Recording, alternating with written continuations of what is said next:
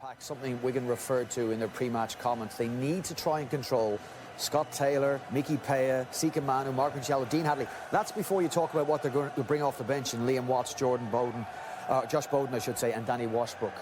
Yeah, the Wigan pack will be talking to themselves as much as talking about the opposition there, aren't they? We saw Mickey Paya there. They play physical as well, don't they, up front, Wigan? They're known for that.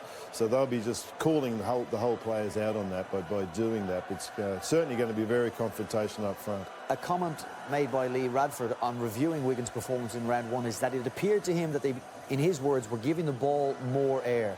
A criticism of Wigan last year, not just the results that they finished sixth on the table, but they were unattractive to watch. He believes they've addressed that. It's only round one evidence, but it looks, it said, a bit more attractive, a bit more expansive. That's great to hear because it's the right thing to do. There's that much talent in this young Wigan back line that they have to do that. So lay the base early and then rip in with that expensive game. We are not far away from kick-off now. More pomp and ceremony to bring you from Wollongong. And to take you through the game, it's Bill Arthur.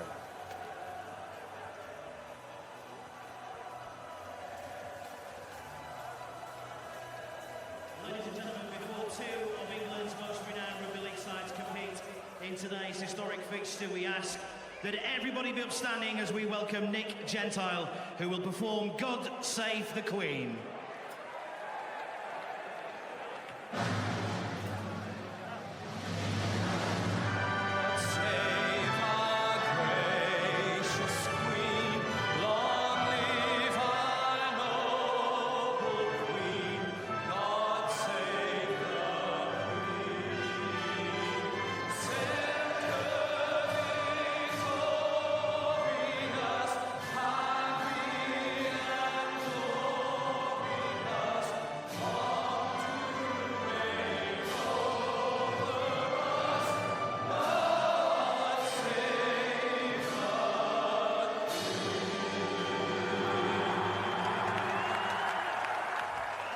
We've had Super League in France, in Scotland, in Wales, in Spain, even in Millwall. And now Super League comes to the Gong, to Wollongong in the Illawarra. And it's Wigan Warriors against Hull FC. The formality's over. There are two Super League points at stake as well as that Kenny Sterling shield. And that is the focus for these two sides when it comes down to it. But what an occasion for these two clubs, for their supporters as well, who've made the journey and are enjoying this game in about 24 degrees of heat. And as you can see from the players already on the face of Tommy Luluai, it's humid out there as well. It's a warm, sticky evening by the Pacific. Very different to back home. Thanks, Mike. And they've got in some good work as well this week in prime conditions. Ready to go? And Phil Clark, Tony Ray joining me for this coverage from the Wynn Stadium as the Wigan Warriors get this game underway, and the sounds of Old Faithful belting out, and that has been one of the things that the locals have noticed. There was a function in Wollongong earlier in the week where the Hull supporters turned up in numbers and launched into Old Faithful and nearly took the roof off the venue. Really impressed the natives, that did. Here come Hull then, with Mark Michello, who's already picked up a title this week. Michello won a prawn peeling competition in the neighbourhood at one of the events the players went to. Now Mickey Paya. Well, that's an impressive start from the Hull side there. They've taken the ball inside their own in-goal area and marched 60 metres almost upfield here in the first set of possession. High kick now from Kelly. Kelly given time to pick his spot with that kick. Fantastic catch by Liam Marshall. His first touch is a great one there, and that'll boost his confidence. Here's Gildart. It was a wicked kick. That's a wicked chase, and Gildart quickly closed down by the Hull defenders. Some power in this Hull pack that Wigan are going to have to contain early on here, you feel. And Hull taking on Tony Clubb there. Clubb makes a few more meters for the Warriors. That's the 5th tackle. Referee today is Matt Chechin, who's refereed the last two NRL Grand Finals, so the side's in good hands as far as the officials go. Well, lost ball, Beretti Farimo has lost possession, although the referee has awarded a penalty here, strip. It's an injury for him. Just going to say one of the big challenges for Hull this year is to replace Mahe Fanua, who was a sensational right winger for them in previous seasons, particularly last year. He's left the club, and Farimo here in his first tackle there. Marshall, oh, he stripped the ball, hasn't he, with his right hand. Farimo's picked up a knock there. He must have hit somebody's knee, I think, as he went in. No, it was a nasty head clash. He actually copped a forehead straight to his jaw. It was a total accident. And he looks very, very shaky indeed. That's, well, I wonder whether he's going to take any further part in this. Farimo there.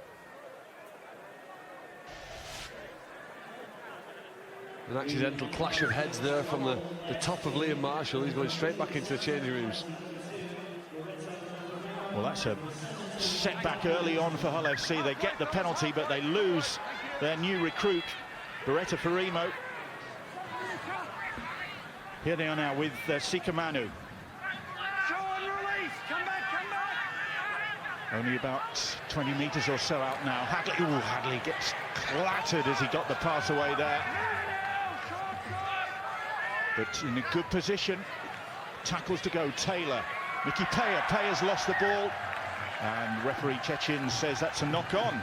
Well, relief for Wigan there. Hull looked strong, didn't they? They were moving the ball, but we might see a few hand there as he puts his hands up. It's a simple mistake he's come up with. And Wigan were relieved here to get their hands back on the ball. Nice pass. You see the Hull forwards in previous years have been good. Forwards passing to forwards has caused problems for their opponents.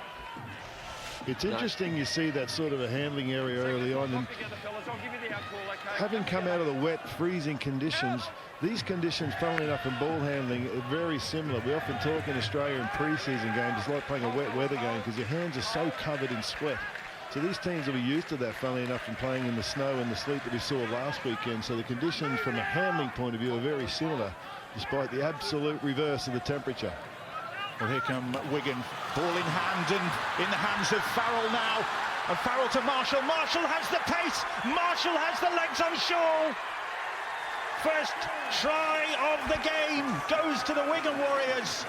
And they did that last week against the Salford Red Devils. Escaré finished off on that occasion. They've done it again, worked it out to that side. And Marshall this time had the pace. He got 2 against Salford last week. He's got the first of this game at the Wind Stadium in Wollongong. Wigan hitting Hull on the break there.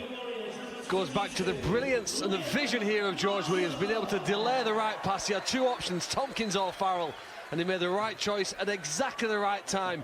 He then tasked Liam Marshall with having enough pace to get in the corner, and he does a brilliant job. What a fantastic start it's been to the game for him. Great catch and good timing here to put himself in the right position. The pass from Liam Farrell cannot be underestimated. It was inviting to Marshall, and hopefully has set him on the way here for the first 6 points. There's 4 already on the board. You know, the Wigan left winger last year scored 30% of the team's tries. They get the ball to that side of the field primarily because of George Williams' brilliance, and then hope who's ever standing in that jersey has the ability to go over and score. On the other side of the coin there for Hull, that is a direct result of the injury we saw. It's the same side of the field that Faremo's come off from, and you could see Hull even when that error came. The error came from Mickey Pye because the halfbacks were uncertain. They're not sure what's happened to that right head. There's no natural replacement there, and what's happened is Connor's gone onto the wing. Danny Washbrook's come on, I think, gone into the centres, and Kelly was outside him, and they were confused. And that created that wonderful opening for Wigan to get through there. Well, Sam Tompkins has been working with Charlie Hodgson, ex-rugby union internationally, on his goal kicking. Has it made a difference? Well, he kicked 6 from 7 against Salford last week. He's got things off to a flyer for the Wigan Warriors. They've taken the drum with them as well, all the way to Wollongong.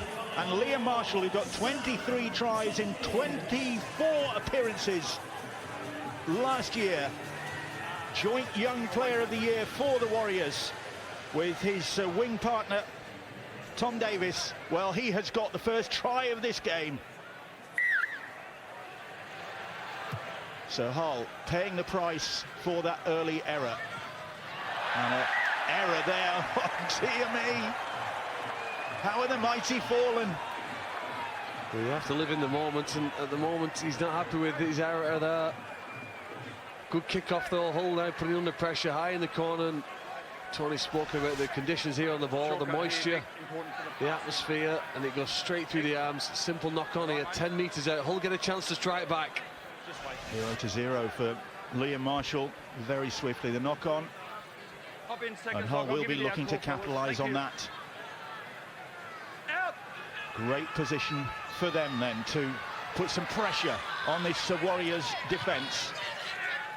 Minicello now, Italy's World Cup captain.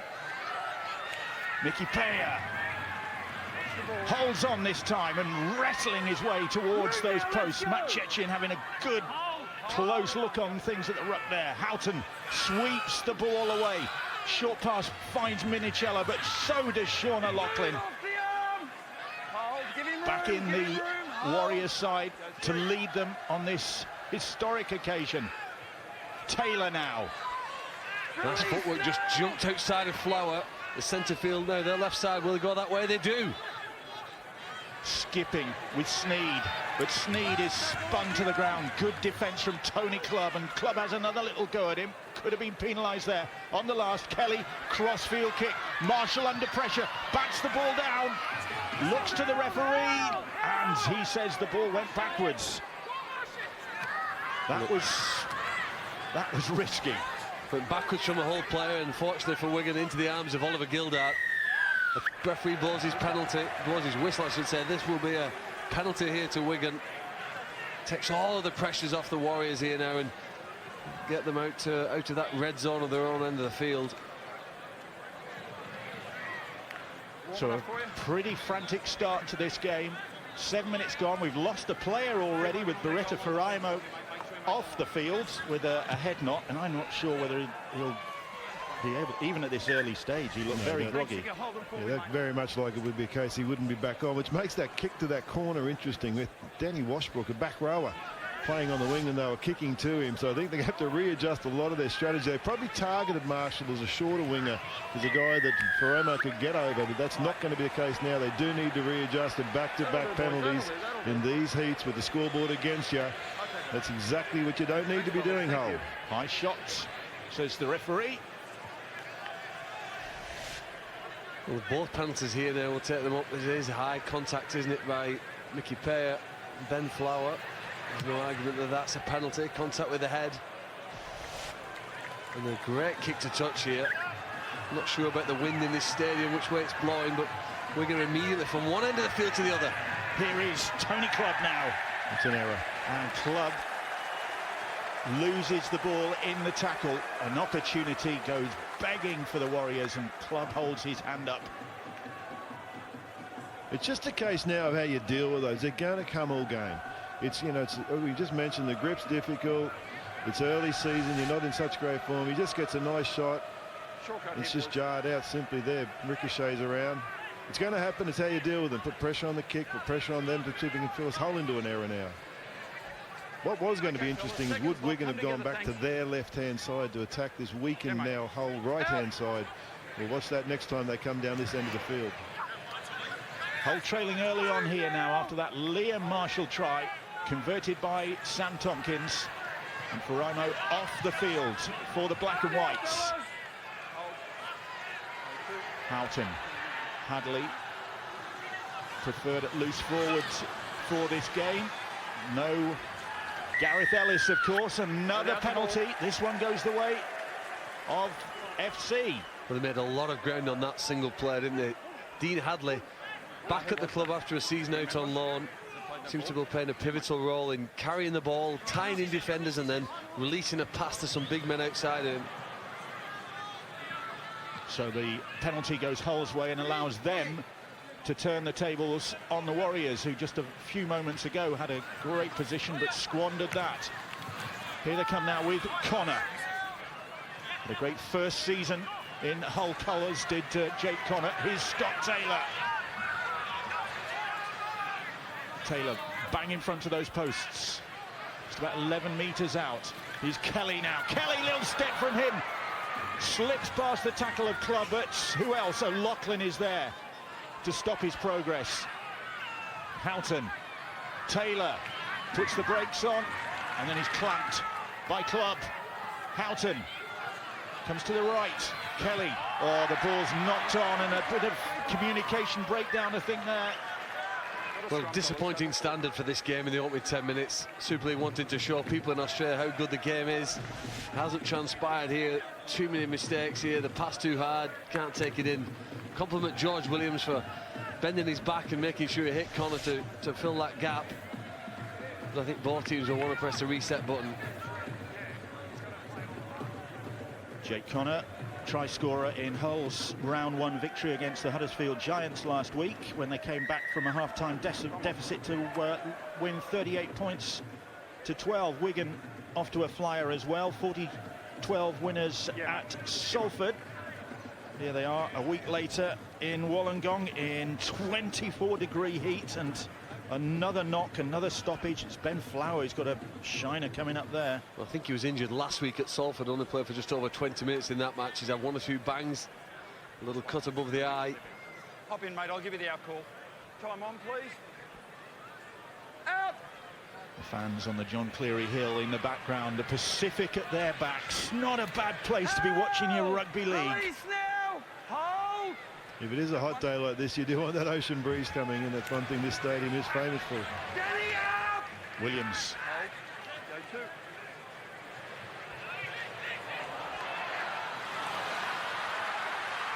Pass is good. Here's Marshall again. Marshall taking him on once more. He's got the legs again. They've done it again. He's got a second. The referee's going to go to his video ref just to check on this one. On tackle 3, mate. 3. I have a try. Just confirm there's no obstruction And about. it's obstruction 30 that metres Matt out. Chechin Thank you. wants his video ref to look at. Steve Chitty is the Possible video ref obstruction, mate. for I this just want to game. make sure he caught the ball. Well, I in the thought right Marshall's first try was a good one, but this is even better. It's a brilliant deceleration and acceleration, isn't it? He just slows down temporarily and then goes away from them, and none Further of back, them mate. can readjust quickly enough. Both Connor and Shaw are quick players, but he's embarrassed them there to make that look easy as he grounds the ball again 5 metres in from touch. Wigan did this several times inside their own half of the field. They give the ball to George Williams and they have a wave of attack coming down this left-hand side. The Hull side clearly outnumbered. Washbrook, he'd committed. Jake Connor's gone in there now. I can't see any indication for any obstruction in any of this, so I'm unsure as exactly what the referee is checking. Well, Albert Kelly gets knocked over on the inside of the field there, but it did look like Yeah, I've got it was mine a turned pure right down accident. It was actually Sycamore who picked, I think it was Ben Flower, pushed him into him. So that'll be a try. And again, let's have a look. Stephen Chitty, the video ref, agrees. Well, he is the man whose decision matters. The try confirmed, and Liam Marshall gets his second, and Hull undone once again. And again on that left side. Let's go back to the injury, and we're just hearing Faroma won't be coming back onto the field at all, so he is gone. So Hull's issues aren't going away. This man here, he might be in for more than the 2 he's already got early on, because they are lost out here defensively. It's a high risk, high reward. They've gone with all forwards on the bench. They've got no back there to really come in and take the place of the wing that's gone, and Liam Marshall is taking full advantage of that. Brilliant play from Wigan. Brilliant work to set up that field. Tompkins with the goal-kicking duties from wide out. Oh! So close. Shake of the head. But Wigan already 10-0 up, and Hull with problems. Marshall having a field day. Well, 2 Wigan have tries got to him competition already. I mean, you look at the competition Wigan have to play on the wing for them. Joe Burgess not even selected for this game. You know, Tom Davis on the other side has been playing very, very well. Don't forget Don Manfredi, who should be back in the spring. So Hull having a torrid start to this game. As Tony said, they've lost Veremo for the rest of this game. More Super League action to come. We're off to France later on in New South Wales, first thing in the morning, and ending the day in the southwest of France with Catalan Dragons against St Helens, 5 p.m. That's on Sky Sports Arena. Can Saints build on that impressive round one performance against the Castleford Tigers? Can the Catalan Dragons get themselves into some sort of shape after their dreadful opening performance? You can find out later on here on Sky Sports. It's Wigan who are dominating early on, and just for a change, they show the ball to their right-hand side. I don't think Sargentson and Davis have seen it yet, have they? I think their main focus today will be to defend, won't it? Because Hull, they've not got a bad player either. Tuli Talanoa scored a few tries. Here they go again. There's space for left wing. Marshall could be in for 3 here. No, the kick ahead didn't come off. Gildart trying it. Ricochets off a Hull player. Why did he kick?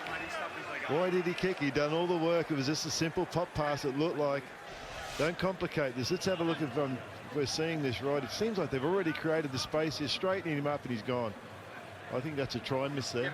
I think a nice simple pass without the kick. The speed we've seen. O'Connor's on his heels there. He's flat-footed. He's looking in. Shortcut here, boys.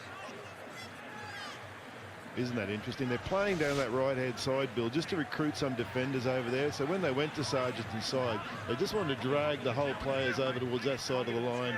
And by the time they'd done that, they're opening up that space. It's clever play. Let's see if they go there again in this set. Well, that time, Sargentson is collared, but he still manages to get the ball away to young Tom Davis. He plays the ball. Here is Joel Tompkins now. Hull just trying to regroup. They've got another problem. Talanoa clutching his forearm there as O'Loughlin gets the pass away. Short ball finds Farrell. Farrell almost to the line. Just short. But this is once more Wigan threatening, but the ball is snapped up by Connor. And now Connor hasn't got the pace and puts the brakes on the 40-metre line. Could he have gone? Could he have backed himself? Well, not with a number of red and white jerseys surrounding him. It was amazing how many got back so quickly then on that break. You have to compliment the reaction there to an interception was superb. They caught him within 40, so he's never going to get there, Bill. I think he was just relieved to have the ball back in there, and here's a chance, other side of the field. Griffin cutting back in field. Shaw screaming for the pass. It didn't come. And again, Wigan managed to stop, but this is a good opportunity for Hull. The Wigan defence regrouping. Hull trying to keep them on the back foot as Hadley goes down about 11 metres out. Sikamanu. Here is Kelly now. Mickey Paya. Flower with the tackle. O'Loughlin in there as well. On the last, Kelly hoists the kick. Sargentson goes up for it. The ball is lost. And Sam Tompkins makes it dead. Griffin so close. You can see the perspiration, the humidity really making it tough for these players. Well, games are full of bursts of maximum efforts, and Wigan did that to recover there from the break and get back and survive this set. The referee just has to determine here now, was it a knock-on from the Hull side? He was unsure. He said it was in the field of play. It's the reason why now we have a play the ball to Wigan, but risky play from Sam Tompkins, isn't it? Just to throw the ball like that's a big assumption that the referees assumed it was off a Hull hand. Otherwise, they're drop out under their own post, and he's put his team under enormous amount of pressure in these conditions. They got away with that decision. I suppose jet lag's also a factor that we haven't mentioned. You know, it's a quick turnaround to get down there. It's difficult to be high performance, particularly early in the game. I think they'll settle into the game, and now that they've got used to the conditions and they're out there getting amongst it. Wigan ahead by 10 points to 0. Deep kick. Oh, and communication breakdown between Connor and Shaw, and they look at each other. Is that jet lag? And Oliver Gildart just chipping in there, making his contribution to the debate.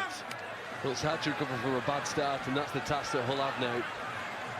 They lost a player, Veremo, with injury. They've conceded 2 tries in embarrassing circumstances. And then Jake Connor seems to get in front of Jamie Shaw. A lot of finger pointing and blame going on. Connor furious. But they've only got themselves to blame for that one. Willie Isa standing by to come on. He's been a fantastic squad player for Wigan last season.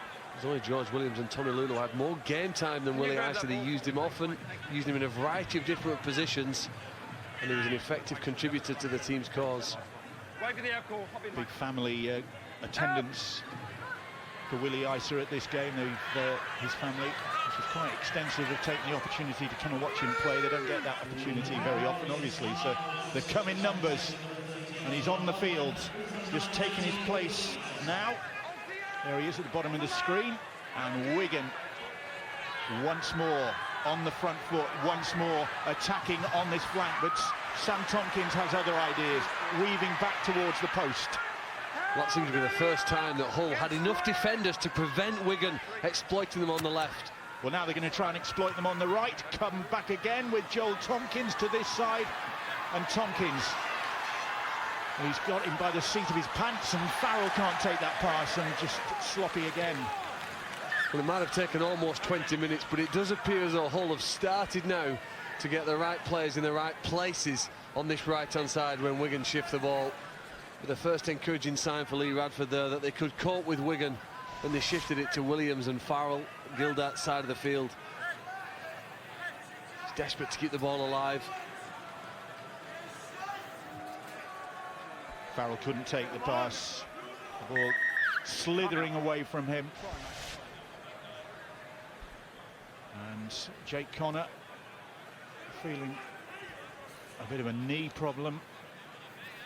And Hull, of course, have got another game to play in Australia next weekend. They play St George Illawarra, while Wigan take on South Sydney before they both head home for Super League fixtures the following weekend. So it's a tough few weeks, and the thing you don't want to do is to come back with a few bruised bodies. It's an exciting few weeks for them. It's exciting for them. It'll be very... we also got the Melbourne Leeds game, of course, next Friday morning, which will be a fantastic prelude to that. But these teams will come back better for this experience. You've got to remember that. A couple of bumps and bruises, well, they'll get that up here. You can't say they won't get it in the Super League game up here. They'll be down there. They'll be learning a lot. They'll be getting stronger as a group. Hull are going to dig their way out of it. They're 10-0 behind. They've had a bit of adversity with the winger there. They're going to have to readjust. Phil's identified that they may have been able to get some numbers over that, be thinking on the road. That makes you a better team. Great experience for them. This game is a long way from over, and there's that next one, Bill. South against Wigan then. That's the other game next Saturday at 40 Sky Sports Arena. So a busy weekend coming up. Super League games as well, Thursday and Friday. So it's a lively start to the season here on Sky Sports. And a lively start to this game. It's calmed down a little bit now. Liam Marshall enjoyed himself early on with those 2 tries, but Hull maybe just settling into the game a bit after that disruption early on. Here is Kelly. Houghton now. Shaw kicks over the top. And in the end, Clubb has to boot the ball dead. It's a great kick, and the first contribution in my eyes there from Jamie Shaw, who's a great fullback, a talented player. We haven't seen him have his hands on the ball or make a kick as he has here in this situation. But he's eventually, after 20 minutes, injected himself into the action and shown that he can be a dangerous attacking threat, an option that Hull need. I think nowadays probably the fullback's possibly the most important position in a rugby league team, both in terms of attack and defence. But we haven't seen really yet much from Hull's fullback. Jake Connor playing wide on the right. It's the first time here with a goal line dropout. You'd expect to see some sort of attacking scenario. 6 players here were usually where they'll test Wigan's defence. First goal line dropout of the game, in fact, after that neat kick from Jamie Shaw, and reaches the halfway line. What they should be looking to do here, Hull, is go to that left-hand side a little bit, where they are more settled, where this is helpful for them. You know, they created pressure on Wigan. They've drawn an error out here. A couple of times I've just noticed in the background that man kicking the ball, Mark Sneed's been throwing his hands in the air, a bit disappointed because he wanted the ball on the left-hand side of the field, but Albert Kelly's dominated the ball away from him to the right. I think he needs to get that out to that left-hand side and have a real crack at the Wigan right-hand defence. Here's Josh Bowden now, has come off the bench for Hull FC. And Sneed. Kelly little step, but he's upended. Willie Isa with the tackle. Talima Tautai replacing Tony Clubb there, just on the field. Tautai. Here is Sneed. He's got the ball in his hands. So has Sika Manu now. Popular figure with the Hull supporters. Sika Manu plays the ball. Houghton does a little run around, but Kelly is immediately closed down. Good work from Tompkins there. Really brought the shutters down quickly on the Hull danger man. Sneed, little step from him. They'll chase it. Oh, just run out of room. Griffin was going for it hell for leather, but couldn't get there in time. Well, not only is the ball gone over play, it looks as though Josh Griffin may also have taken a minor injury here. We've seen Shaw's kick set up one goal line dropout. This is a kick to try to score from. It's too strong. And I think, again, Wigan's defence was good. It may need to be again here now because they're going to have another spill of it. Free play, here's Jake Connor, and Connor will try and turn the tables on Marshall. Gets the ball back in field to Hadley. Well, Marshall put the tackle in. Hadley trying to get away from the clutches of Sam Tompkins there. So Hull, can they capitalise on that Wigan mistake? They're about 8 metres out now. Kelly, ball in hand. Gets the pass away to Sneed. Sneed fires the pass out to Shaw. Shaw, and Talanoa, has he got that ball down in the corner? He reckons he has. And it's another call for the video ref. Matt Chechin. Still two, mate. Live decision of try. We've got a try. We've got a Hull comeback. Thanks, mate. But he wants his video ref to have a look at this. Well, Fatula Talanoa scored 3 tries last week, and it looks as though, from my first impression, he scored the first one here tonight.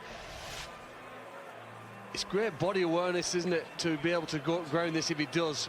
We're going to short for numbers. But Tom Davis, even though he's got a couple of guys, backs off, buys himself some time, moves across as quick as he can, but it appears to me Talanoa's body's in the air and he grounds the ball. He's over the sideline. Doesn't seem like any of the feet are touching.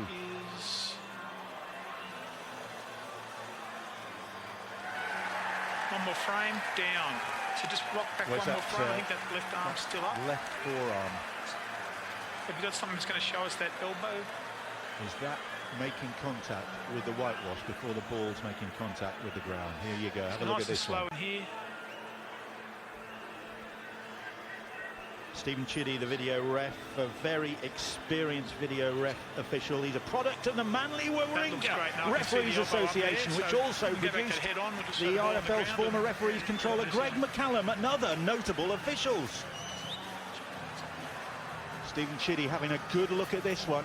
I think we've got to give Tom Davis some credit here because he was outnumbered. It could have been easier for him to just allow Talanoa to score it, but he made that extra effort to make it difficult, and it's put some doubt in the mind of the official.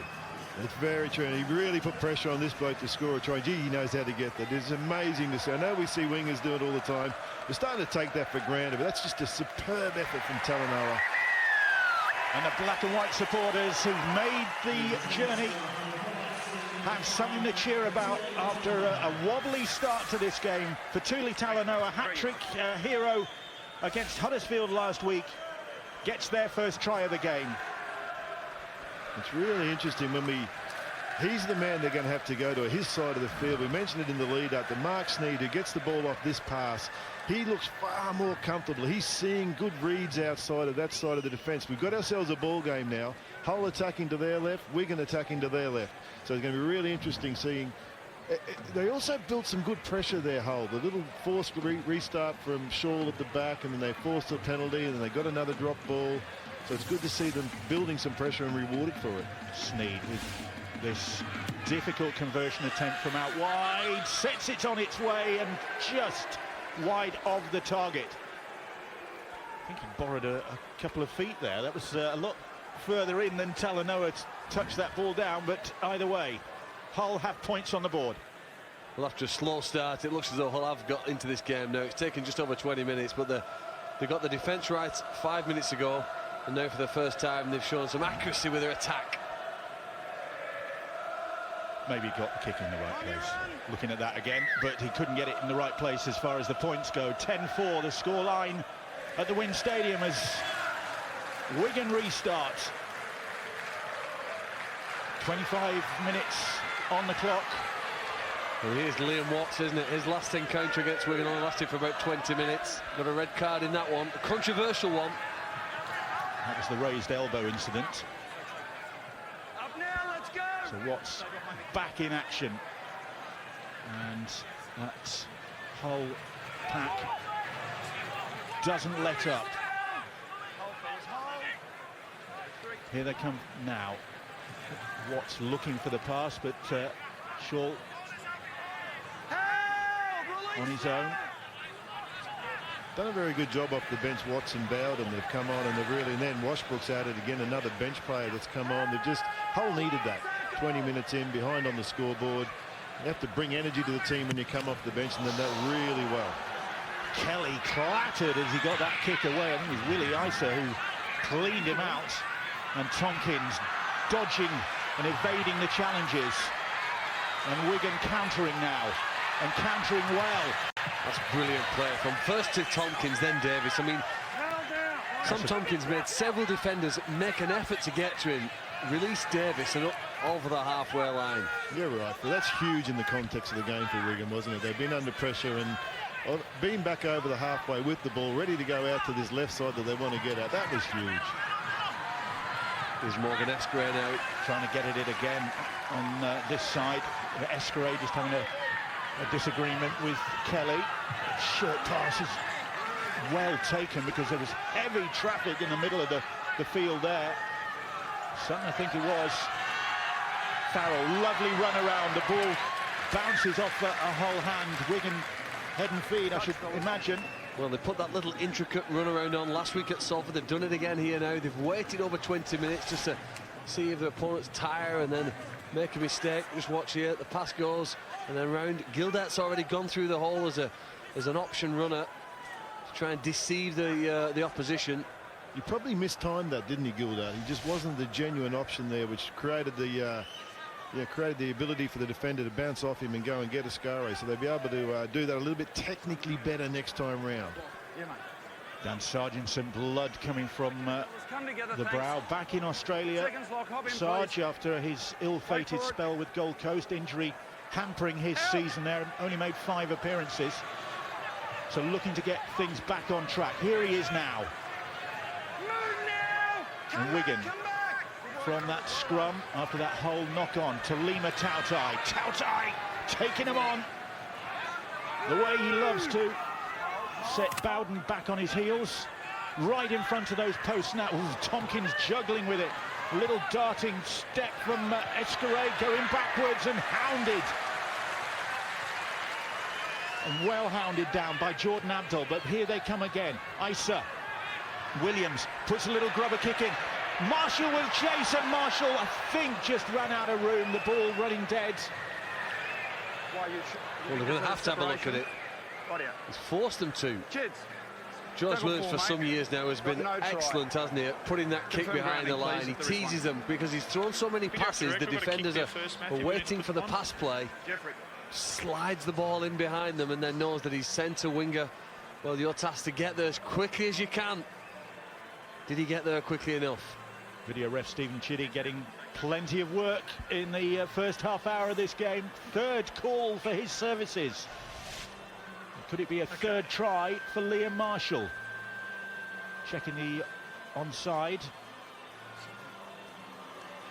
Can't see the winger there, but he's in good. line with the 4. Have you got anything higher for us on that? It's going to be whether he gets the ball in the in-goal area in time, isn't it? He's missed that, hasn't he? Well, they're firstly checking to see if he's onside, so is he behind the kick? I think he will be. They're so frequent at trying that. Look how he kicks off his right foot. He's bent his body, George Williams. He's committed all the defenders. So nice and slow here. He's gone over the top of that. He's missed the ball, doesn't he? If he'd been able to get downward pressure on that, there was still room. That's our best angle. We'll make a call on that. He's knocked on the in-goal, mate. But he went over the top. Liam Marshall, he's missed that opportunity. Just waiting for the confirmation from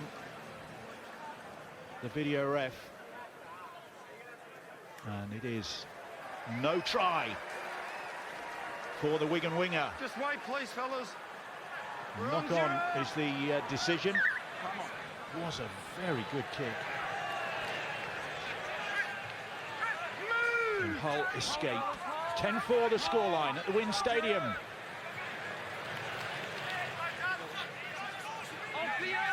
With 2 tries for Liam Marshall, very nearly 3 for the Wigan winger. There's a knock on and that play the ball. Talanoa mystified. He says he's lost the ball as he's got it to play. You know, we had a break in play for that video referee. Very often you see players' concentrations drop when the game stops for a moment or two. There's any interference from Wigan.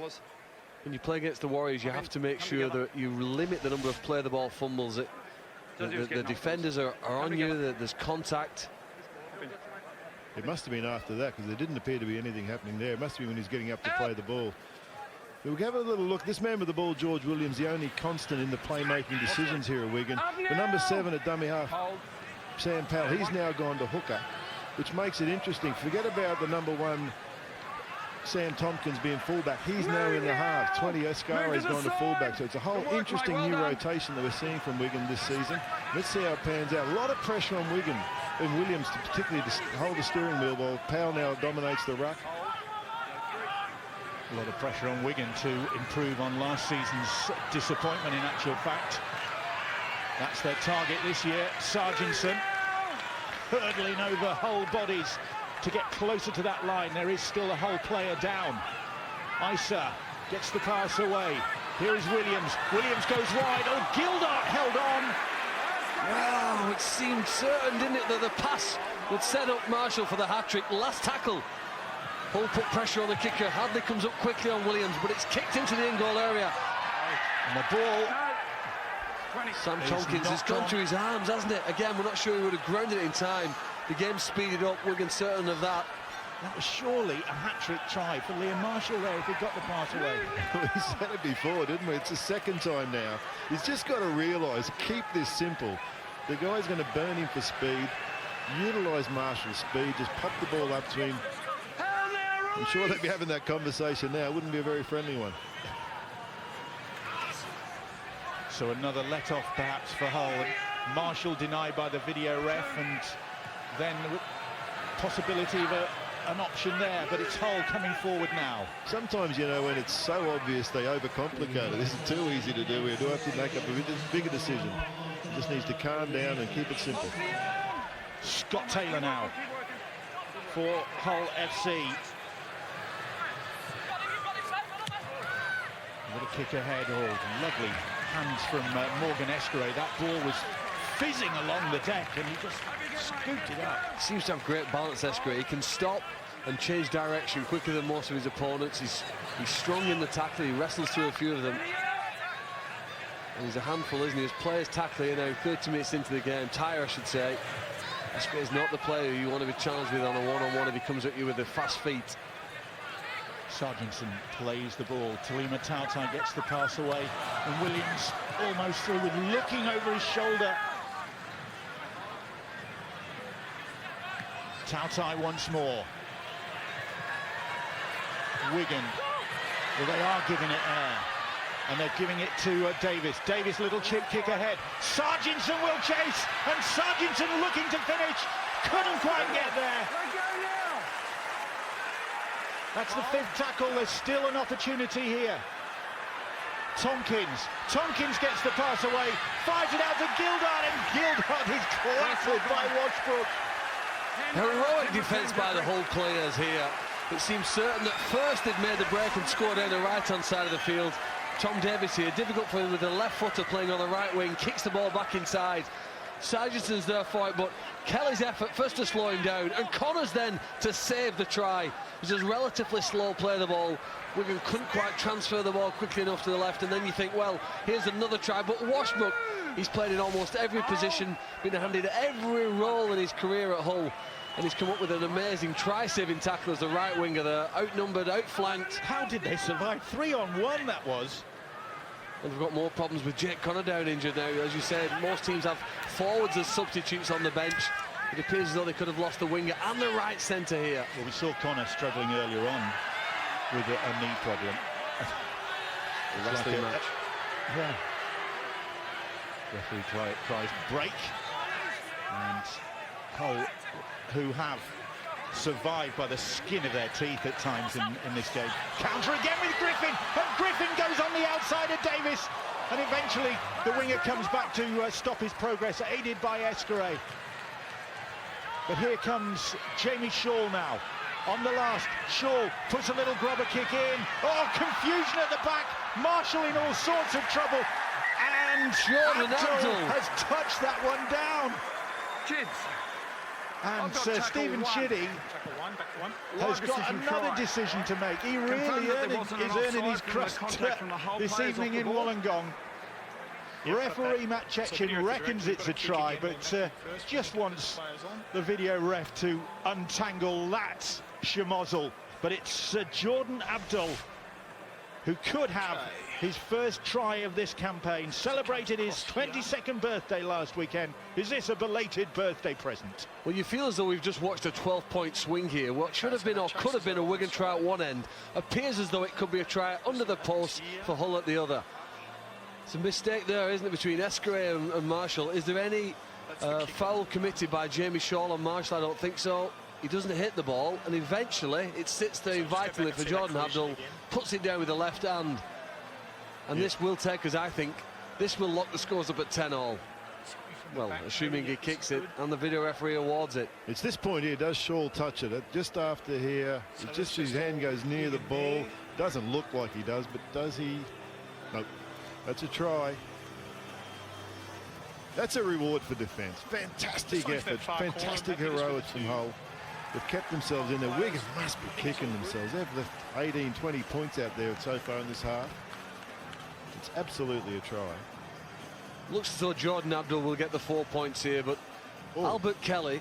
I tell you what they might be looking at is, did Shaw pull on the shoulder there? Just in that last time. Do you think he did enough to affect him? It's worth a look. They're all contesting the ball, aren't they? That's just looked a bit like Marshall got dragged away a bit on that last play, but it was very reactionary. Jordan Abdul back in black and white after his loan spell with Hull Kingston Rovers last year. Has his try helped them get closer to that Wigan tally? It has. 10-8 now. Kick to come. Bang in front of the post from Sneed. Half-time approaching, and we could be all square, which is at times hard to comprehend. It is incredible, isn't it? The defence was amazing. George Griffin, doesn't he come up with some big plays? You think about that charging run almost out of nowhere. Over the years for Hull, he's just been, well, for a number of clubs now, he's been very good at doing that. Confirmed at 10-all. 10 points apiece at the Wind Stadium. Abdul's first try of the season. And alert to this situation. Well, Albert Kelly was involved in saving the try there in the field. He's in the picture there, he's in the frame. It's Shaw who's active. Does enough there to help Abdul score that try. Jordan Abdul, he looks lean, fit this season. Out on loan last year at Hull KR. He's got the ability to end up as almost a Sean O'Lock, and he's a half-back, half-forwards player. He's got the skills and the size here now to trouble players and teams. Tompkins resumes for the Wigan Warriors, who, well, they'll be kicking themselves surely that they haven't really taken advantage of some disarray, and understandable disarray for Hull FC, because they've lost a player very early on in the game and had to regroup. Yeah, it looks as though they're adjusting quicker than they've all seen. Siku Manu. Dean Hadley is giving Danny Houghton a rest, isn't he? He's almost filled in as the temporary hooker. Yeah, and it's important to see 14 Jake Connor on the screen. We saw him wincing in the background. If he was off, that was almost going to be unrecoverable for the whole team. But good to see him on his feet and pushing his way through the game.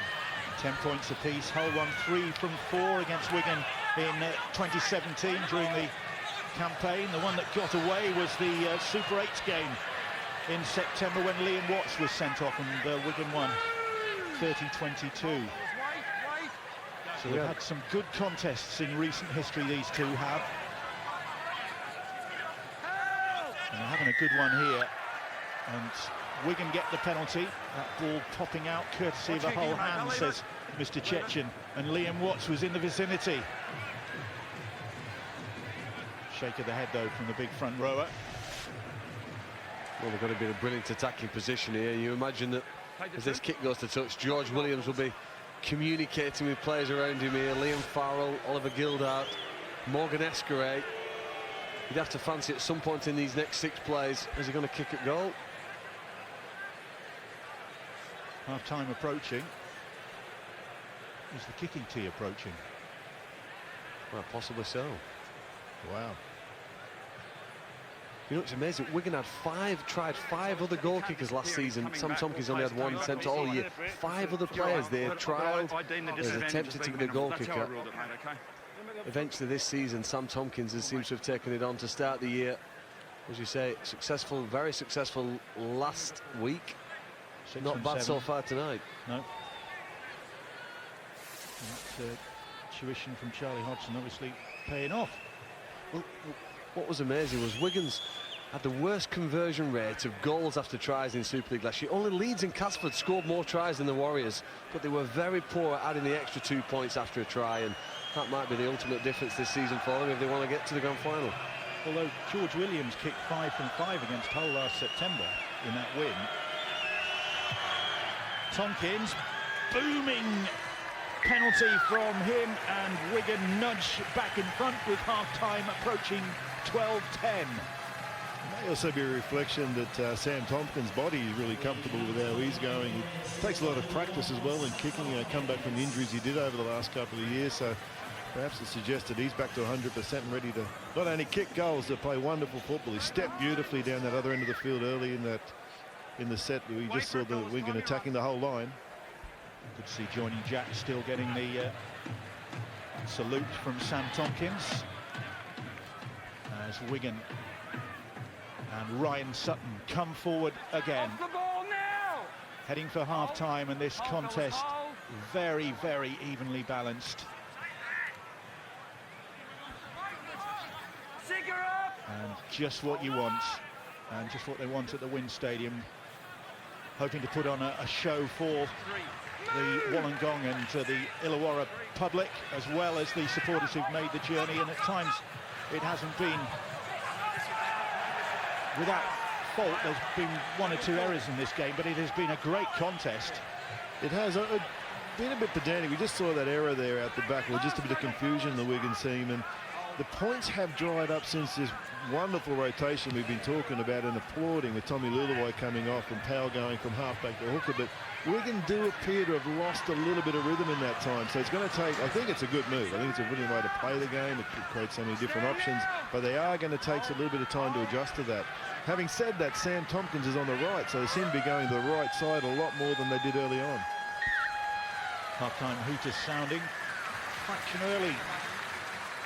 Looking at the timings, but it's been a hard first 40 minutes as it is. It's been warm, humid, and these players, in only their 2nd game of the season, a long way from home, have put in a big effort.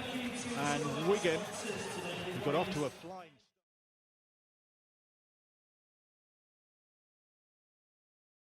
Round 2 of the Betfred Super League. Wigan have taken their home game down under, and they lead by 2 points at half-time. A late Sam Tompkins penalty against a Hull FC side who have been wounded in that first 40 minutes. Some significant injuries that they have to deal with. Players coming back out onto the field. Will man of the match come from this Hull FC brigade, or will it be a Wigan Warrior? A reminder that voting will be via the Our League app. 4 nominees will be promoted by some of the greats watching this game, and you can decide the man of the match that will be announced at the end of the game by Bill Arthur, who is joined in the commentary for the second half by Phil Clark and Tony Ray. Wigan Warriors looking to put on a better show than they did on their last visit to Australia, when they lost to Sydney Roosters 36-14 in the 2014 World Club Challenge, and that has been a source of irritation and angst for their coach Sean Wayne, and hoping to put on a better performance on this occasion in front of the Australian public? Well, it's a very evenly balanced game. They certainly put on a good display early on with that rip-roaring start, but Hull have battled their way back into this game. 12-10 it is as we get things underway in the second half at the Wind Stadium on the Pacific shore in the Illawarra. What a great location for this Super League game. Mark Sneed just waiting for Matt Chechen to get us underway. Referee this evening, Matt Chechen. And Wigan first touch in this second half. So interesting to see what Hull's lineup will be in this second half if Danny Houghton is going to take any further part. Remember, very early on, new recruit USA international Biretta Ferrano went off the field with a head knock and is not coming back. So Hull suffering. Both sides struggling, I think, with the humidity at times in this occasion. You can see in the dressing room some very weary looking players. It's draining conditions and a muggy night in Wollongong, but Gildart puts the kick ahead straight into the arms of Shaw, and he'll counter, but Wigan aware of the threat that Shaw poses on the counter and close him down quickly. Well, one of the aspects from both of these performances in round one was that they were able to play faster, harder and for longer than their opponents. In the second half they were strong last week. This will be a test here now to see which of the stronger who can stay at that intensity for the longest period. They've got two options, I suppose, Washbrook or Hadley. Hadley could play as the hooker. It looks as though Dean Hadley will fill that role. Shaw, Griffin upended by Dan Sarginson. Sneed, Taylor. He is brought down by Sutton. Willie Isa there as well. And Hull getting through this first set of the second half, getting to the kick. Sneed puts it in, and Wigan bring it back with Tom Davis, his 21-year-old winger.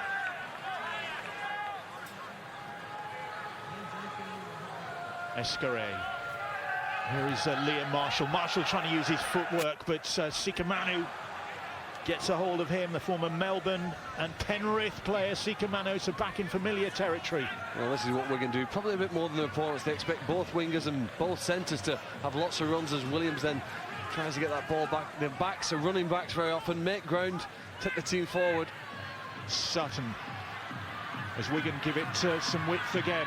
Little kicker ahead, and Davis will chase this, and Shaw has to belt it over the dead ball line and into that terracing. Really good set there from Wigan, exactly what they had to do with their first exit from their own half, and they've really created from wonderful effort, as Phil said, from all the outside backs, and then they earned another set of 6 here. This is really important. They just want to keep building pressure down here. You'd expect Wigan to dominate this half, but that's an over-expectation because this whole side fights so hard. Jake Connor just debating something with the referee. Nice moment as Jamie Shaw just shared a word with the awestruck ball boys at that end of the ground. And it is a goal line dropout after all that.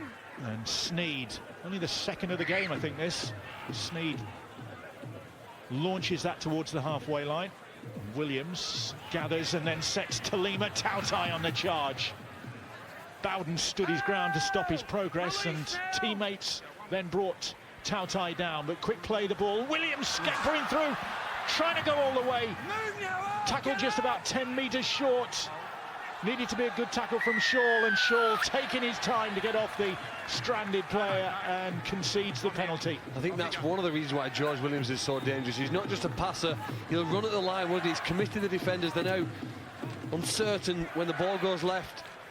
Do they need to commit to Williams, or do they hang out for his players outside, and they're going back that way? Tautai plays the ball. Here is Williams once again trying to step. This time Sikamanu gets a hold of him, but Powell gets the pass away to Sutton! And first points of the second half go to the Wigan Warriors. And no doubt about that one. No video ref decision needed on this Wigan try, because Ryan Sutton has powered onto that pass. And Wigan, just as they did in the first half, have hit the ground running and got points on the board, and Ryan Sutton gets his first try of the season.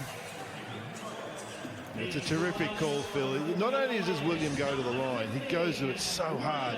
This is when he makes the initial break, and he's already posing the threat. Got them thinking about, if he runs, we've got to hold and defend on him. He goes again. We've got loose forwards in there, can't handle him. 3 defenders attracted to him, so space must open up elsewhere. Lovely offload from Williams. Fantastic bit of rugby league, and earned the right for a fantastic exit set. Great kick, built some pressure up. Wigan in a real dominant position now. Ryan Sutton, who made way for the returning Sean O'Loughlin in the lineup for this game, coming off the bench and making his mark. Had a good season in 2017, missed only 5 games last year, and has come on a lot in the last couple of seasons. And Tompkins to extend Wigan's lead. Another player who's back on familiar territory, Sam Tompkins, after his spell with the New Zealand Warriors. And this one into the terracing, into that stand where the Wigan supporters are all massed. And they're enjoying this start to the second half, which has seen Ryan Sutton get on the scoreboard for the Warriors. Well, if you catch your mind back just a few minutes, Wigan were trapped in a corner with a good kick from Hull, which Tom Davis eventually carried forward. And from that, they forced a goal line dropout and then crash over by keeping the ball alive. It's a great start to the second half for the Wigan team. He's dominated by this man, Williams. What'll be interesting, I think, for Wigan's season in the second half, it's not going to depend on this second half, but how Sam Tompkins blends into the attacking line now will be really interesting to watch unfold. He's going to spend the rest of the half in the halves. If he sat on that right-hand side, left didn't touch the ball in that set, and it created a Wigan try. He's got the ball now. What he can do to liven up this attack will be interesting.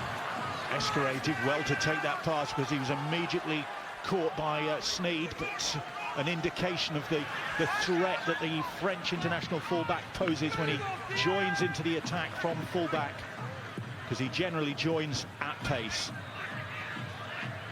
Good kick coming in, and Hull forced to regather on their own try line. Connor thought about the pass to Shaw and wisely thought twice.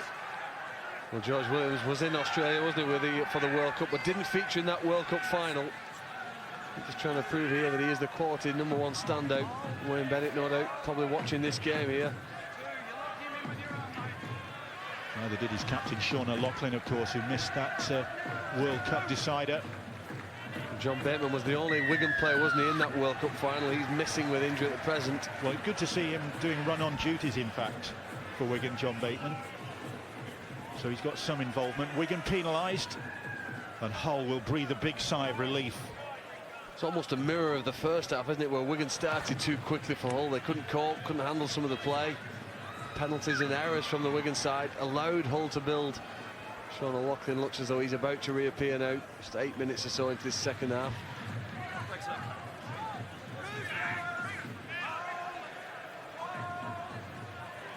So Hull just catching their breath, trying to settle into the second half. Hull with problems, as we've said. Players sidelined in this game. Taylor takes that short pass from Kelly. Kelly was optimistically hoping that Taylor might return the favour. The penalty is conceded by the sound of that shrill blow on the referee's whistle. Well, now it is a mirror image of the first half, because they did go back-to-back penalties, Wigan, when they found themselves under pressure. So we've seen 2 there, and that's exactly what you don't want to see. If it is your hands on the ball, you always leave yourself open to that. And it appears that is a clear read for the referee. The halfbacks now are really important. Sneed and Albert. The hooker's away. He's injured. The captain's out, Houghton. They need to stand up. Sometimes you can play off the back of your forwards, but in this time the halves need to dominate. They need to change their ball game. Error. And there is error. Yeah, Jordan Abdul, who's the guilty party and furious with himself. Chance goes begging. The points sorry there, Bill. I feel at this point in time that it's up to Sneed and Albert to really take the game on. They're the busiest game they've had, really lead rather than work off the back of others. This time they've got to pull Hull onto the game because they really need their input, given the injuries and the adversity they're facing. Just wait, fellas. I'll give you the Players just taking their time Get tight. to pack this scrum. Out. As we've said, it's a sultry evening in Wollongong.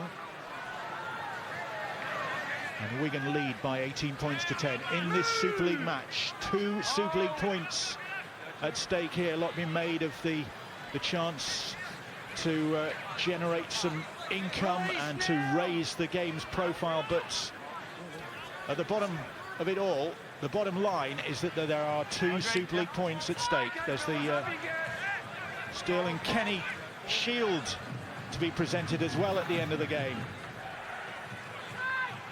A conservative set from Wigan, haven't they? They've marched upfield, a few passes and then the kick now. Oh no, it's a running play. Williams draws in the defenders. He's kicked it alive and kicked at the end. Escarate chasing, Escarate still going. Lachlan trying to keep it going. And that's it. Turnover just for a moment. It looked as though Wigan are going to work the magic again, but Lachlan couldn't untangle himself to get that ball away. Well, I know it's a little bit early to be voting for any man of the match, but I think George Williams would have to be in the shortlist. He's been outstanding, hasn't he? Run, pass, tackle or kick. He's shown all 4 aspects of his play and done them remarkably well. Constant problem for Hull to cope with. Dean Hadley did well to get back to deny Lachlan the opportunity to get the pass away. And I think he picked up a knock in the process, Hadley. Well, please don't say that. That would be huge. Sneed's gone to the acting half position for most of this half, so he stepped in there. They're looking like a slow play the balls, aren't they, whenever Hull have possession here now. It's kept it alive, which might give them some second phase play, but it's gone to ground here.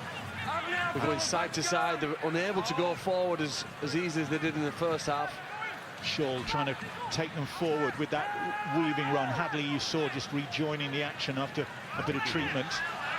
Kelly, lovely run from Albert Kelly. Kelly looking for some support, gets the pass away, gets the pass to Minicello, but Minicello gets tackled at the same time, and that's great defence from the Wigan Warriors because Kelly had done them there. Well, this is what we were just talking about a moment ago. Shaw went into dummy half and dragged his team forward, and Kelly, rather than sit back off the back of it and look for a play, he took the game on. That's what he and Sneed have to be thinking like now. Really impressive stuff.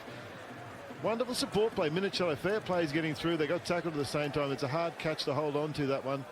Encouraging signs for what they're thinking out there, Hull. That's how they have to work their way through the game with the injuries they do have now. They can't lose the dummy half threat now that Houghton's off. It's good to see Shaw. Sneed is a little bit there, and Kelly jumping in and taking that role. Albert Kelly got 4 awards at the end of last season at the Hull FC Awards night, and one of them was for the try of the season, which he scored against Wigan in March when Hull won 22-20, and he very nearly produced another gem there. He got the players player, the supporters player, and the community player. Albert Kelly, big night for him. It's a hot night in Wollongong. Hull trailing against the Wigan Warriors. Well, generally speaking, the hotter the weather, the more important having possession is. It's not always essential in rugby league to have a lot of the ball to win the games, but in these sort of conditions, in round 2, having flown to the other side of the world, holding on to possession is more important than ever. And Hull have come up with some mistakes, haven't they, that allowed Wigan here now in the opening 12 minutes this second half to have more of the possession, and therefore as well look fitter, look fresher and more threatening. Both teams playing with wonderful energy given what you've considered there. They come in the cold conditions, fly halfway around the world. You know, with 50-odd minutes into the game, and they really are going. Yeah, there's been a couple of errors, but there's wet, hot conditions. That happens in all games in hot conditions. You get errors anywhere in the world. The energy levels are super impressive from both these teams. Ryan Sutton, scorer of the points in the second half, or the try in this second half. Tompkins puts the kick in. Davis is chasing it, so are his teammates, but runs too strongly for them, and Shaw makes sure it finds a touch and brings it back to the 20 for the restart. They've got a time to recuperate after this game, then they've got their outstanding games in Australia. We've got an outstanding game to come later on here at 5 o'clock on Sky Sports Arena. The Catalan Dragons take on St Helens, who looked impressive in their round 1 game. Catalan didn't look so impressive, and they'll be looking for an improvement this afternoon. You can see if that comes when they take on Saints. 5 o'clock for that one. Hull looking for an improvement in their fortunes in this second half. And Watts trying to get the pass away to Kelly, who does well to react to that loose ball. Now Sika Manu, Tongan captain at the World Cup. Ball steal there, and penalty goes Hull's way. That's an unforgivable error from George Williams. We're giving him lots of compliments there. You just don't have to do this.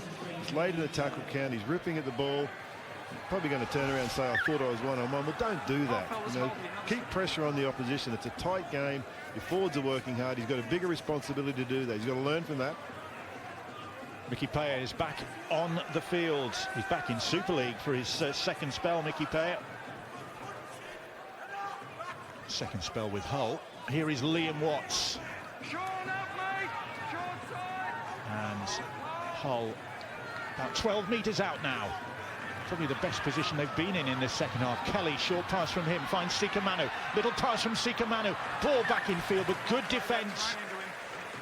Danny Washbrook on the wing.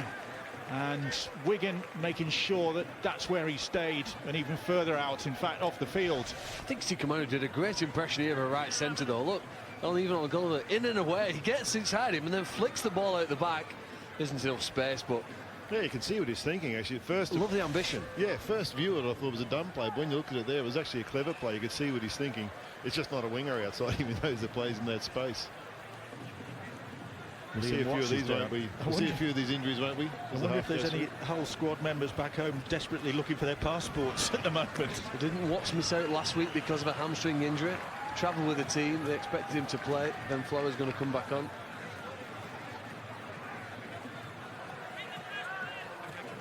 Now we're going to be under a bit of pressure here, a little bit of for their own doing. So they need to have a really tidy set here. If it doesn't become, they come up with an error, Hull need to sense this. Wigan holding on to this 18-10 lead. Well, it's not really being challenged in the second half by Hull so far. Here's Farrell. Gets the pass away to the 2017 Young Player of the Year, Oliver Gildart. Coming back infield, the centre. Runs into Abdul and Mickey Paya. Sean O'Loughlin just barking out a few instructions. Amazing to think Sean O'Loughlin's Wigan debut came in as a substitute against Hull FC in April 2002. Still going strong. Great kick into the corner there now. At this point, 15 minutes of the second half gone. The test is how many of these Hull players will get back with the energy here now to cast it forward. Talanoa's trapped. I think that's what Wigan want to do. They want to grind down the opposition here, test them for their energy. Here is Minicello trying to inject some go forward into this Hull effort. Great run from him, hasn't he? Doesn't know one good run sparks the rest of the team to go forward, and Griffin gets them up to the halfway line. They need to play the game a little quicker with any ambition of reducing the gap. Griffin scoreboard. Griffin frustrated there, and feeling that the referee could have stepped in, maybe penalised the Wigan player as he was trying to get to his feet. As it is on the last, and the kick downfield. Escaré facing his own try line, so the ball went backwards, says the referee, Mr. Chechen. Mickey Paya then stops the full-back in his tracks. This play is very important to Wigan, isn't it? Look, he's just made 13 metres on the carry. The ball clearly goes backwards, there's no debate. The Hull fans behind him are happy. But Tom Davies's carries, and then here Liam Marshall. You can't underestimate how important the two wingers have in the contribution. 15, 20 carries a game, over 100 metres. That's what's expected if you want to play out wide for Warriors. Tony Clubb, they have got an embarrassment of riches when it comes to wing players, haven't they? When you think that Joe Burgess and Don Manfredi are waiting to come back into the side. Here you've got Davies and Marshall, joint young players of the year for the Wigan club. We've already seen Marshall's threat this evening. Oh, and Sargentson, that ball just seemed to slither out of his grasp. You got the feeling then that gaps were starting to appear. The Hull players weren't all moving across and filling the holes as Wigan turned the ball back inside, and the spaces between one defender and another have grown to 10 metres at some point. Yeah, it's very good read, and it's off wonderful footwork as well. I think don't underestimate Sean O'Loughlin's work in the middle. Powerful offload, a good run of his footwork. He danced through about 4 or 5 players. You can make 4 or 5 players miss you. Sargentson missed 3. Yeah, it was an error. That's where those holes are opening up there. Dan Sargentson back from a mixed experience in Gold Coast. He was saying that he arrived to find his accommodation was an airbed in somebody else's flat. Well, he has some big boots to fill, doesn't he, at Wigan? Anthony Gelling, the right centre, popular with a lot of fans, successful in a lot of his games last year. In fact, when Wigan did beat Hull at the KC Stadium back in September, it was Gelling who sort of ran over the top of Mark Sneyd late in the game that put them ahead for that dramatic win. And sense if Hull can find a way, we might have some drama at the end of this one. Move now! Unpredictable, I think, is the way you'd describe Anthony Gelling's approach. His approach to life, by the sound of things, as well. Real character, maverick character who Wigan have lost. They've lost Michael McAlorum as well. And we'll see him in action with the Catalan Dragons later on today. And they take on St Helens. As mentioned, the game you can see here on Sky Sports. Right, here's your chance, Hull. Tiring Wigan defence. Another error. We need Kelly and Sneyd on the ball. They need to be pushing up, taking the line on like we've seen Williams. They can do that. Wigan are vulnerable.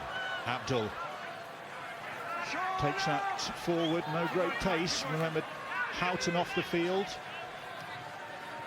Here is Liam Watts. Sneyd now. Sneyd across the field. Short ball for Griffin, but Griffin cut down by Sargentson's tackle. The Hull edging towards that Wigan line. Minicello weaving run from him to Mickey Payer. Payer is cut down. Good defence this from Wigan Warriors. Club it was. And Kelly puts a little grubber kick in, but, well, it just started to bend back towards the chasing Jake Connor. It's a nice touch, isn't it, from Liam Marsh? He's kicked the ball into the crowd, just apologising, hope it didn't hit anybody. It's sportsmanship. You know, a lot of people who travel there will not forget this trip. Whatever the result here, the fans from Wigan and Hull, it's a journey for some of them once in a lifetime, perhaps, if not once in a decade, that they're going to have a memory like this. I don't think Jake Connor needed to push him in the back. FC supporters enjoying their trip. They've got another game to come. St George Illawarra, the opposition next week. Ben Flower having more treatment for that bang. He's got a bit of a bruise. But it's not. It's a lot warmer than Hull today. Well, Hull need to be hot with their attack here now. It's taken them 20 minutes to build to this situation, hasn't it? Put some pressure. Great kick, though, by over 50 metres to buy some land here. The point's relevant, though, Phil. This is a big set for Hull. They've got a little bit of momentum in terms of game tempo going their way. Just winning a ruck there. This is the time. Hatley. Minicello. Going to be critical of Mark Sneyd in 7. He's just got to get on that ball more. He's sitting back too deep. He's waiting for the game to come to him. He needs to take this game on. Mickey Payer wrestling, and the ball escaping his clutches. And Wigan celebrating. Wry grin on the face of Mickey Payer. Feeling there was a bit of skullduggery from Wigan there. Is it Sam Powell just nurdling that ball out of his grasp? It's a huge error. There's a big missed opportunity in the tempo of the game there. Let me get that, fellas. Hang on, whoa. Ben, thanks, And mate. the tempo does seem to have just slackened off a little bit. The conditions may be taking their toll on these players. Still be some jet lag in one or two bodies. Reading that Tony Clubb was struggling to come to terms with the jet lag and waking up at ridiculously early hours still. But Wigan leading by 18 points to 10. Here is Ben Flower now. Welsh international, making the hard yards. O'Loughlin gets the pass away to Williams, and Williams to Gildart, but Gildart stopped by Jake Connor. Here is Liam Farrell now. Sean O'Loughlin, Tompkins to Tompkins. Sam to Joel. 3 Hull players in there to stop the second rower's progress. That's the 5th tackle. Sam Tompkins hoists that one high towards those posts, and Connor underneath it. And Clubb and Flower collar the Hull player and drive him back towards those posts. It's a great second effort from Ben Flower there, isn't it? You don't just concede and think the tackle's over. He worked hard, didn't he, to push Connor back towards his own try line. If you can make ground when you don't have possession, well, you're doing the right thing, and you're certainly putting yourself on the front foot. Sikamanu makes some good yards for Hull FC there. They need to rediscover a bit of momentum, the black and whites. Here's Minicello doing his best to give them some of that go forward, some of that pace and vim and vigorosity. Here's Josh Griffin. Griffin was trying to get the pass round the corner, but there were too many Wigan bodies in the way. Well, that was the world's most ambitious offload. Here's a chip over for Marshall. And the referee will bring him back. That was a free play. The referee will bring him back to where that knock-on occurred. Frustration on the faces of 1 or 2 Hull players, as well as that sweat. Lee Radford up in probably an air-conditioned box up there. Didn't need that offload. That's just not the play you go looking for. Build some momentum. There's enough time in the game. Off the back of his error, Mickey Pay's earlier error, a couple of moments before that, they did not need to go searching for an offload that wasn't there. They needed to put Wigan back on their own line. Maybe look for a repeat set rather than look for an offload. Sean Wayne finger pointing, getting some instructions down. No second prize in this game. No second prize. A hit for Jimmy Barnes, the Australian rock legend who'll be performing in Wollongong on Sunday. Stone Cold. That was it, wasn't it, Tony? You must be a big Jimmy Barnes fan. Tear in the eye there, mate. Tear in the eye. Great memories. Diesel on the bill as well. Darryl Braithwaite, Australian rock legend. Meanwhile, Wigan and Hull taking centre stage in Wollongong on this Saturday evening. Still doesn't sound right when you say it, Bill. I don't know why. What's that? Well, there's Australian great singer. Darryl Braithwaite. Sounds like a former Wigan legend, never mind an Australian rock legend. It's Ronnie Braithwaite. It's 20 metres out with the Wigan Warriors, who lead 18-10, looking to extend their advantage. Take a firm grip on this game, and Gildart Hull get a firm grip on him. Shepherd him towards the sideline. The ball comes backwards, and it's still in Wigan hands. Great play, both on attack and defence. Wigan stretched their opponents, didn't they, to the right, then back to the left. They're coming again now to centre field. Will they keep it alive? Club goes in now. He's held up 10 metres out. Another score here could be vital and crucial to the complex of this game here. Sam Powell gets the pass away to Sean O'Loughlin. Over the top. Marshall puts the kick in and out of play, and the chance goes away, and Hull breathe a sigh of relief because Wigan were ramping up the pressure there. Hull have kept the hopes alive. The lead cannot extend from 8 points to have any chance here now. Just had 1 try in the second half. Hull haven't really looked like scoring. And look at this defence out here, Bill. Phil, we spoke about it. You said that they started to get those numbers right. They look comfortable. They did look comfortable the first time. So good repair at half-time. The man of the match, of course, this season being chosen by you, the fans, via our league app, and the panel of former rugby league greats have chosen 4 candidates, and the voting is now open. George Williams, Liam Marshall, Dean Hadley, and there's one more. Just waiting for confirmation of that. Tom Davis, that's the other candidate. So voting is now open, and we'll announce the man of the match as usual at the end of the game. Wow, tackled by his own man. He was through the gap. It's a great return from the kicks with the speed that Wigan have now. Gildart charged forward here towards the sideline. It's a risky play. Needs to stay in field here. There's a surge coming here, you sense, from Wigan. Here is Liam Farrell. Farrell evades Mickey Paya, and then the two of them concede.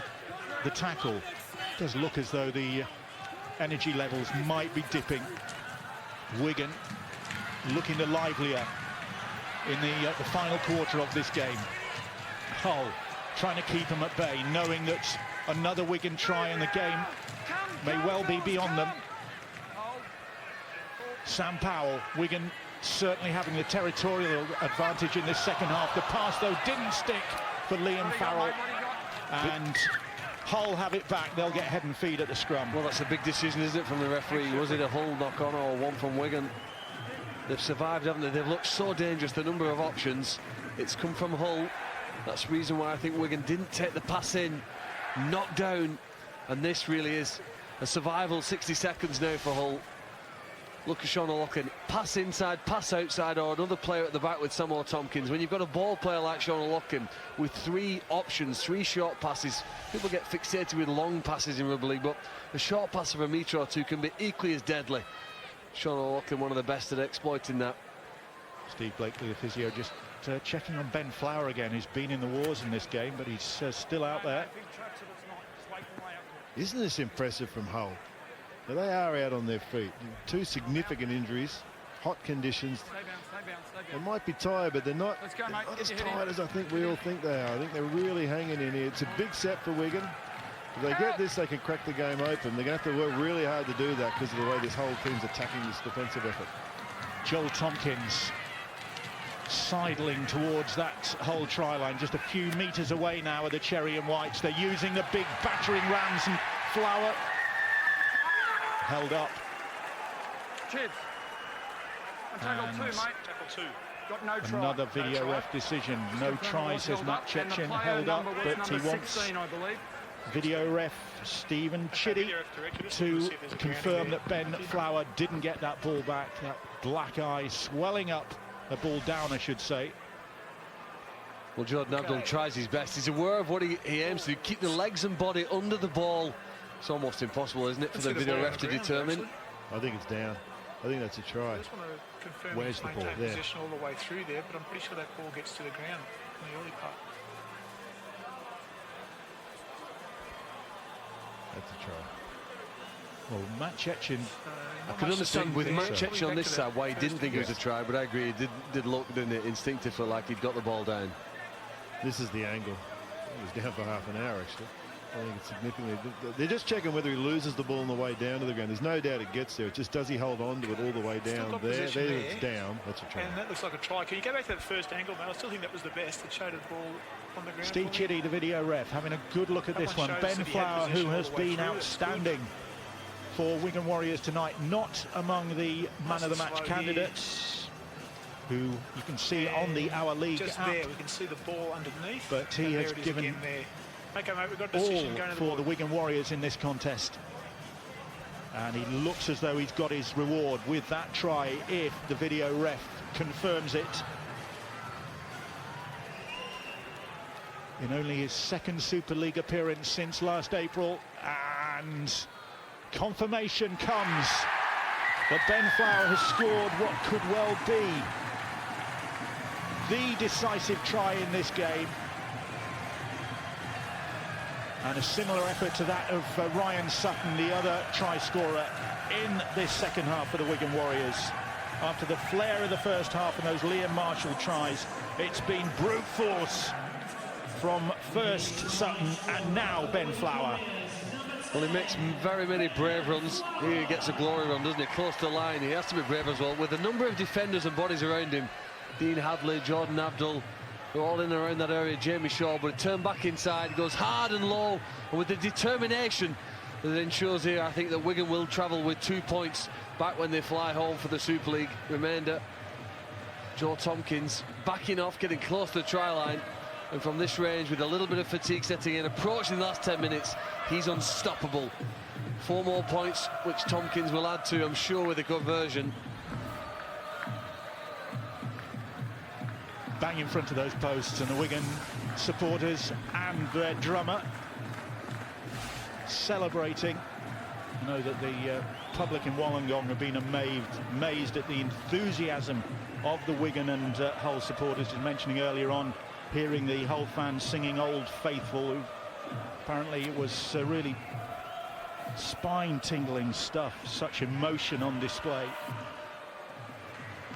And Tompkins lands 2 more points, and Wigan could be on the way to landing the points in this contest. And Ben Flower celebrating his first try since August 2016 when he scored against the Castleford Tigers. So a long wait between tries for the Welsh international, but he's earned that tonight. Not surprisingly, he got Community Player of the Year last year for Wigan, because he had a lot of time on his hands with injury to do a lot of community work, and he did a good job of it, got that award. Back on the field now. Well, Hull be disappointed. There was a great kick from Mark Sneed. Bounced, eventually went over the 10-metre line. No other players can touch it till it crosses that line. But then it came up in the hands of the Wigan Warriors. So their attempt to get the ball back is lost, and we're approaching now inside the last 10 minutes. Wigan with so much possession, rolling forward again now. Back to that favoured left-hand side. What Williams magic does he have? Williams to Gildart. Gildart coming back infield and ducks under the first challenge. Washbrook went in a bit late maybe, but referee plays on. Here is Sean O'Loughlin, shows the pass, gets it away to Tompkins, who finds brother Joel, and Joel fronts up against Mickey Paya. Tommy Luluai just organising things, a wave of the hand. O'Loughlin again, Dan Sarginson. Sarginson fancied itself, but couldn't go through, and that's the turnover. A bit of a scuffle there. Josh Griffin and Dan Sarginson having a disagreement, but it will be the turnover. Frustration maybe for the FC players. It's a play the ball here. Tackle fight hand on the way. We'll spend another week in this part of the world together, and it'll be Hull's play the ball. Some more action coming up next week from Australia, the World Club Challenge. Wigan, of course, still technically the reigning World Club champions, but that title will go to either Melbourne Storm or the Leeds Rhinos, and that's next Friday from 8:30 AM on Sky Sports Arena, and Hull FC in action on Saturday when they take on St George Illawarra, 6:30 AM again on Arena on Sky Sports, and at 8:40 South Sydney take on the Wigan Warriors. Once more, Sky Sports Arena. Some more action from Australia, and this is the first of the games in the Southern Hemisphere, and it looks as though it's Wigan who are going to come out with the points. And here is Sarginson, skips away from the challenge, putting the footwork on now, not taking anything away from this Wigan effort, but Hull have been up against it virtually from the word go when they lost Beretta Faraimo to a head knock. They've lost Danny Houghton to injury as well, by the look of things. Knock on, boys. One-on-one strip, knock forward. And then they've lost the ball there, I think, thinking they got it back. No, it was a very late call. He's actually gone back several seconds before that, really, to the incident where Hull came up with possession. And he said that Hull have stripped the ball, but they've pulled it forward here in the tackle on Dan Sarginson. So one-on-one strip, but the ball's gone forward, you see, from Hull. So he really should have, at that point, stopped the game. He allowed another player the ball. Well, Hull wins about that double repeat. I think the knock-on actually comes off the play the ball, and you can see why they're having a bit of a complaint there. It did seem like a second effort in defence. Let's go, fellas. Come together. If you want time off your bind, fellas, you know the rules. Let's go. Very experienced referee, Matt Chechen, has mentioned he's refereed the last 2 NRL grand finals. He's in fact the NRL referee of the year, so in capable hands, these Super League players. And here is Tommy Luluai now to Ben Flower. Flower puts his head down against, no wonder he's got a great big bruise under his eye. The way he goes into the challenges like that fearlessly, and Hull penalised. Bit of a debate between Tommy Luluai and Sam Tompkins, and Luluai takes matters into his own hands and gives the ball to Liam Farrell. 24-10 the scoreline. Closing minutes of this contest. Luluai, Tompkins, Joel Tompkins, ball back, but it's been snaffled by Minicello. Escaray was trying to go through, but Minicello took it from his grasp at the crucial moment. Sarginson and Griffin are having quite a tussle there, and Josh Griffin not appreciating it. Wow. Tempers fraying. That one's been brewing for a while. Josh Griffin, I think, frustration growing. Now Morgan Escray wants to get involved. They all want to get involved. Seems a bit late for the pushing and shoving now. Ref's going to try and calm this down here. Maybe saw Sam Tompkins. Don't want to have to do. They're going to win this game, aren't they? They've conceded a penalty. They drag him for too long over the sideline. That's what the initial penalty's going on for. Sam, see you, mate. Off you go. Go. And somebody's going in the bin. I think it is Sam Tompkins. Shake of the head from him. Don't forget, man of the match is being chosen by fans via the Our League app this season. And the Rugby League greats have chosen their 4 candidates. Voting is now open. We don't need that. And we'll announce the man of the match, as usual, at the end of the game. Just wait, mate. So the game ending on a bit of a ill-tempered note. Josh Griffin in the bin. Sam Tompkins likewise. Right here. And Wigan heading for 2 Super League points, which is what it's all about when all's said and done. There's a very impressive trophy to be presented. But the object of the exercise is to maintain their good start to the season. 100% record it'll be for the Warriors then, after beating Salford in round 1 convincingly. They've had to work very hard for the points here. That is, unless Hull can find something in the closing minutes. Seeker Manu furious there. It hits the Wigan player. That's a little magic trick, wasn't it? Now you see, now you don't, but It hits the Wigan you can hear the referee say it's hit a Wigan player, therefore you've lost possession, it's a knock-on. Nice clear refereeing. No doubt for the players what he's seen. Right or wrong, it didn't appear to be the right decision. Seeker Manu convinced that ball went backwards and he should have been allowed to play on. No such luck. And it'll be Wigan head and feed. Wait. Sean O'Loughlin on the sidelines. Satisfactory return to action for the 35-year-olds. What a difficult trip it is to get to this game. What terrific energy from both these teams. They've kept themselves going.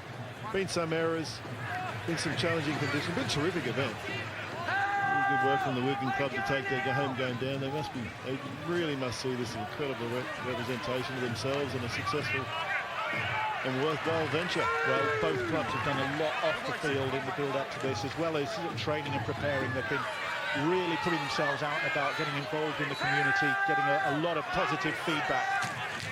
And they're there for another week for those games next weekend. Escray goes for 1 point, hits a whole body, comes back to him, and Escray, instead of going for 1, they'll get the try from Dan Sarginson. Well, that's a lucky ricochet, although still not confirmed yet. Total 5, Chids. And it wouldn't be the same if Chids, that's the video ref, Steve Chiddy, didn't have a say in things, as he had in most of the tries in this game. I think it's offside that they're looking at. Well, given that Sarginson back. Sorry, Tony. Sorry, just given he's so far back, it's everybody's in front of him, so you've got to have a look at that. 11 there is standing in front of the kicker. That's Sarginson at the bottom of the screen. He actually is behind Escray. Joel Tompkins, though, the player. Yep. Can we just see that collision again? Yeah, mate, talk to me. So just where the ball hits him. Can you hear him? Can you hear Chids? I can't. Okay, so just watching level there. when the boot makes contact with the ball. 7, yeah.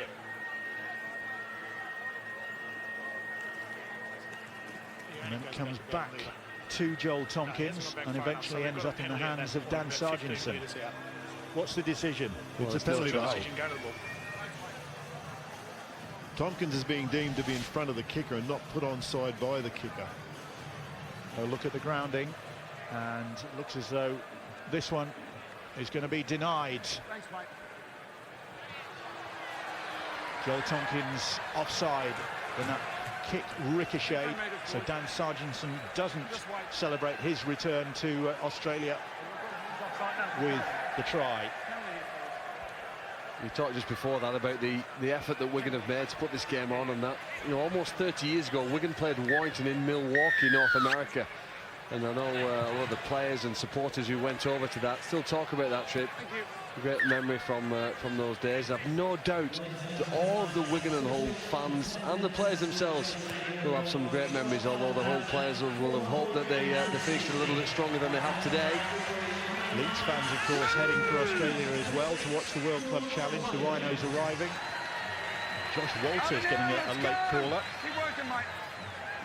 Hold. And not a bad turnout at the Wing Stadium. 23,000 capacity there. Normally, well, around 12,000 in for this game.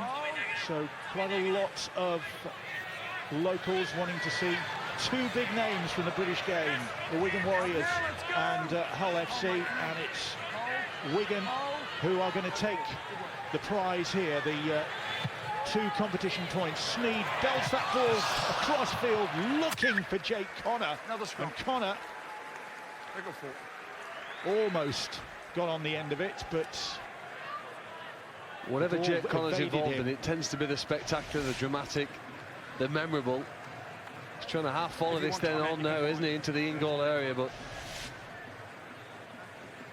they won't have enough in them now here to come back from this. The last few minutes of this match, they'll probably reflect on the fact that they lost Danny Houghton, the hooker, and Beretti Ferimo as well, the right winger, very at the start of the match. But I think they've been outplayed, haven't they? And the test for Hull, Let's go, fellas. Come together. is to recover from that for next week. Wait for The it. clash Out. back up north, an hour from where they are up in Sydney, It's the ball. and they take on the St George Illawarra Dragons. Hold. Wigan playing South Sydney, same day. 2 games you can see on Sky Sports, and Hull's big Here it pack has been met with a big effort from the Wigan pack as well. Ben Flower at the heart of it. Off the arm. Hold, And fellas. he's got a try. Hold. Ryan Sutton likewise. Go 3. Luluai, Tony Clubb. Oh, nice footwork from Clubb. Don't forget, he was a winger back in the day. Tony Clubb was, when he came into rugby league. And the hooter sounds. Thanks, mate. Thank you. And Wigan celebrate in Wollongong. The Warriors on the road have got the Super League points. They've beaten Hull. And after the lightning starts, Hull fought their way back into the game, but really Wigan have dominated the second period. Cheers, sir. Thank you. And their forwards outgunning the Hull pack. And the players have coped with the humid conditions in front of a crowd of nearly 12,000. They've put on a big effort. And Wigan have been rewarded with the competition points. Liam Marshall there with 2 fizzing tries earlier on. Could have had a hat-trick. And 24-10, the final score in Wollongong.